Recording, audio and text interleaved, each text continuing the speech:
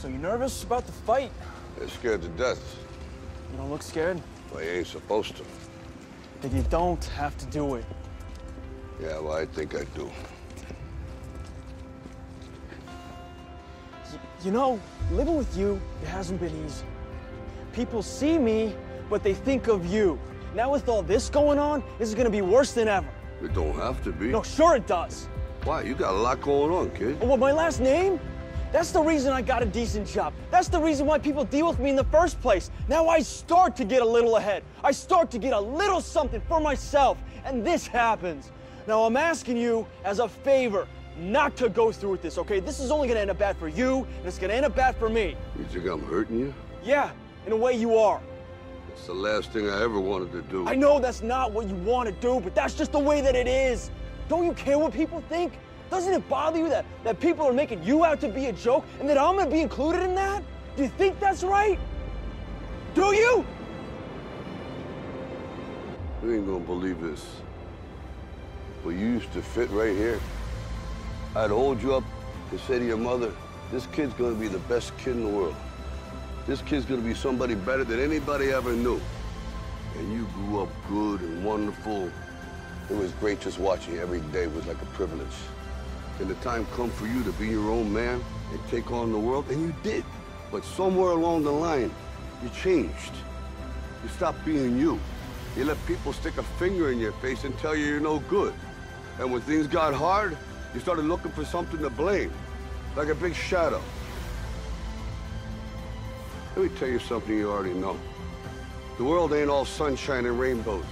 It's a very mean and nasty place, and I don't care how tough you are, it will beat you to your knees and keep you there permanently if you let it. You, me, or nobody is gonna hit as hard as life. But it ain't about how hard you hit. It's about how hard you can get hit and keep moving forward. How much you can take and keep moving forward. That's how winning is done. Now, if you know what you're worth, now go out and get what you're worth. But you gotta be willing to take the hits and not pointing fingers saying you ain't where you want to be because of him or her or anybody. Cowards do that, and that ain't you. You're better than that.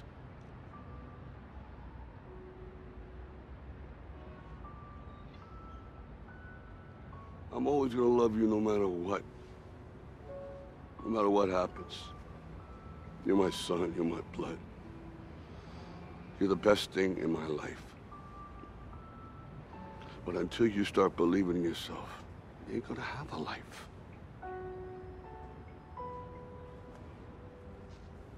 Don't forget to visit your mother.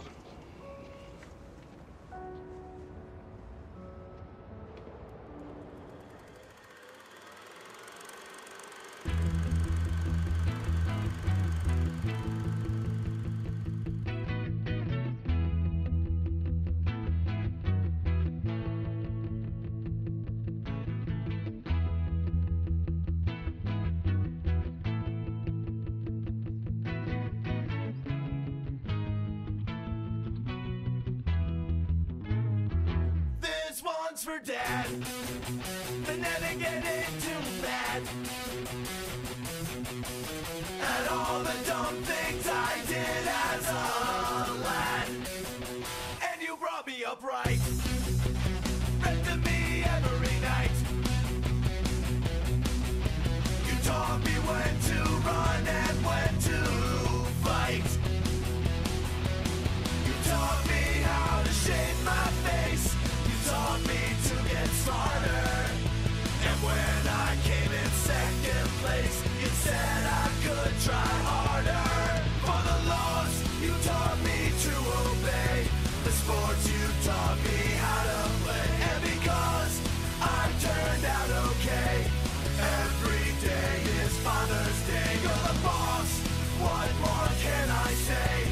Every day is Father's Day, but today really Father's Day for you and me. It's great to be your son. Dad, this is for you. You gave me my first brew. You taught me to ride my bike and tie my shoe.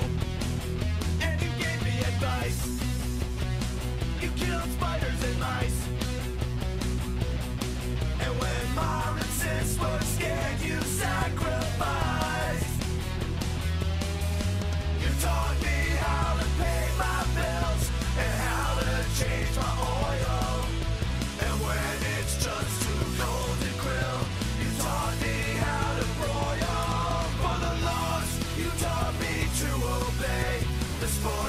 taught me how to play. And because I turned out okay, every day is Father's Day. You're the boss, what more can I say?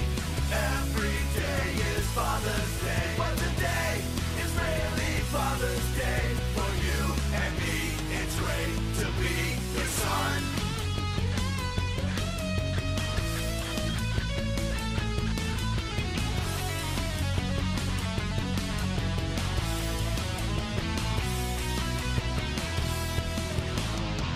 Say hi to Mom, tell her to stay calm. I'll write her a song next year, 'cause she's the bomb. But you're my dad, the only one I've had. And if I turn out like you, I'll be glad. You taught me how to be a man. You taught me to be manly. You taught me how to have a plan and to be all I can be. For the laws, you taught me to obey. The sports, you taught me how to play. And because I turned out okay, every day is Father's Day. You're the boss, what more can I say? Every day is Father's Day, but today is really Father's Day. For you and me, it's great to be your son.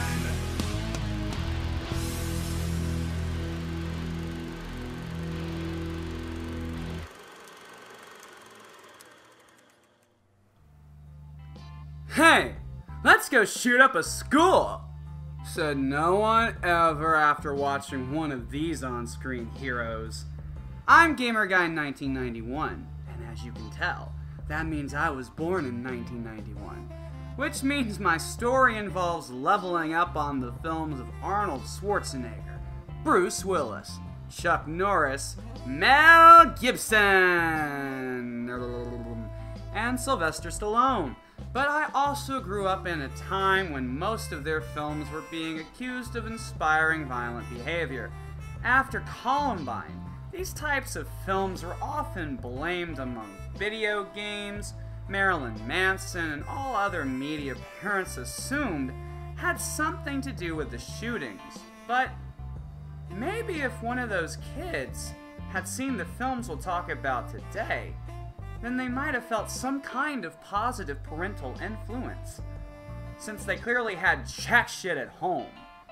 No, I'm not saying the parents are all evil or that they wanted it to happen. I'm just stating that the lazy parenting choices most make in this country. Let me rephrase it actually. The lazy parenting choices mostly white parents have been making for some time now have, let's face it, resulted in quite a few casualties. Listen, Tall House parents, you need to realize it's been your offspring that likes to turn middle schools into Fortnite, the home game, with Respawn turned off permanently. You know what? Had I not watched all these films at supposedly way too early of an age, like before I was 9, then I'm not sure what I might have done as a lonely kid or teenager. Shooting up a school never occurred to me. Then again, when I realized how much school sucked, I just said fuck the school and bailed. My life has given me experiences that most don't have. I had a dad who was not exactly absent, but the dude was also quite autistic, which is where I get it from. But I'm working on the quirks that I don't find amusing. Yes, amusing. Listen, my fellow retards, I've learned a thing or two from these heroes of mine, and I can tell you, if you have a gift that helps others, use it. If your natural retard behavior makes those around you laugh, don't think, poor little retarded me, I'm such a stupid retarded victim. Use those magical qualities that others can't help but laugh at to laugh your ass straight to the bank. Now, this shouldn't be all about money, but it can't hurt for you tards to realize you're sitting on a fucking gold mine. And all these people who scream for others to stop laughing at you, they're really just hurting your bottom line. What? This is America. Make it great for you. No one else can. America is an idea, and those ideas can make your life great, but only if you get off your ass and do something with your life. If something in this country bothers you, stand up like the action hero you are. Just leave the guns at home. Listen, dudes, these are fantasy movies. After all, you are not supposed to watch them and think, wow, all I have to do is buy a gun and I'll be an action hero ready to save the day. Wrong! Your pussy ass will either run in fear or shoot the wrong person because they had a scary skin color. A gun does not make you a hero. It takes a true hero, the likes of which mostly exist in film, to wield a firearm heroically. A hero uses a gun to save lives, not take them. You can't just do that, man! It's not cool! Killing people is not cool, okay, man? I grew up loving guns too, because of films. Then I leveled up and realized very few, like less than 1% of us, have both the skill, will, and restraint to save lives with a firearm. We can take lives like no one's business. I mean, if they ask what you're doing, just shoot them after all. This is America. Most of America's best ideas are in these films. The problem is that most people watch movies passively. What? Who the fuck told you watching a movie was a passive experience? They lied to you. Go back and ask them why they lied to you. I want to know. Just because you aren't controlling the on-screen action does not mean your brain gets shut off. Even in these supposedly dumb action movies. I mean, did you never realize the point of moving pictures was to allow the story to play out without your input, so you're free to think about what's going on and absorb it? The classic Last Action Hero was all about a kid obsessed with action films, and most of all, Arnold's action films. That was me in a nutshell. And my dad's form of parenting in a nutshell was getting me or taking me to the movies and using them or any art he appreciated to explain some part of life to me in an interesting and humorous way. Now I do that shit for a living in my father's memory essay. The lesson he taught me with Last Action Hero was one that pretty much defined the way I've looked at films and art ever since. In his words, because I'll never forget them, films are fantasy. All films are fantasy. And this one shows you how the fantasy world affects the real one. Just because the movie world is a fantasy does not mean it can't affect you in a very real way and teach you very important things. You just have to see and hear what's there and realize those stories, they don't come from nowhere, they come from us. They're about us, our history, our lives, about what we wish we could be or what we never want to become. I always wondered what it was about Last Action Hero that he liked so much. He loved Terminator 2 and some types of comedy, but usually Last Action Hero's style would have been too silly for him. Then I thought about it, and later on, sadly too much later on to be able to ask him, but knowing what he taught me, I realized both Terminator 2 and Last Action Hero share a common theme. Both films follow boys who lack a father figure in their life, and thus attach themselves to the artificial father figures that are far more real than anything they have ever known. My father had a very tough relationship with his father. Now, he helped me understand something about his dad, who was abusive to a degree that until recently never clicked with me on a massive level. And one day, it just hit me. My dad knew his dad was on the beaches of Normandy and had seen some shit. Thus, all his hard-ass parenting came from his horrific wartime experiences. My dad was a sensitive guy and wasn't ready or in need of that kind of parenting. Although, some of you little fuckers shooting up schools and movie theaters clearly fucking needed some tough love, or maybe just some love, period. Have you ever noticed that either your dad, uncle, grandfather, or great-grandfather fought in a war? Whether it was World War I, World War II, Vietnam, Iraq, or a few places we've had engagements with that are too small to be considered a real war, but let's face it, over half of the population knows or is separated in that Kevin Bacon-y kind of way from someone who served in the military and gone to war. What does that mean? Well, a lot of boys grew up either without a father or a broken one, or just a mix of the two. If you lucked out with an unbroken model, damn, you one lucky son bitch. So what does all this have to do with our action hero fathers? I know some of you might be thinking that at this point, and you're about to be rewarded with the money shot. See, while I had a pretty damn great father, the sad thing is that his troubled childhood and his father's anger made him fear he would end up just like his dad, so he left my mom and I so he could raise me better from afar. While some could see this as the easy way out, I'll never see it that way. I may have missed seeing my dad all the time, but unlike so many people out there, I got to have a dad. And one who may have been broken, but I wouldn't have had it any other way. Due to my dad not being around all the time, I've always felt a kinship with those who don't have a dad. And that's where our action hero fathers come into play. See, I underestimated how important the lesson he taught me with Last Action Hero would become. The reality is that he saw all these heroes as his father figures.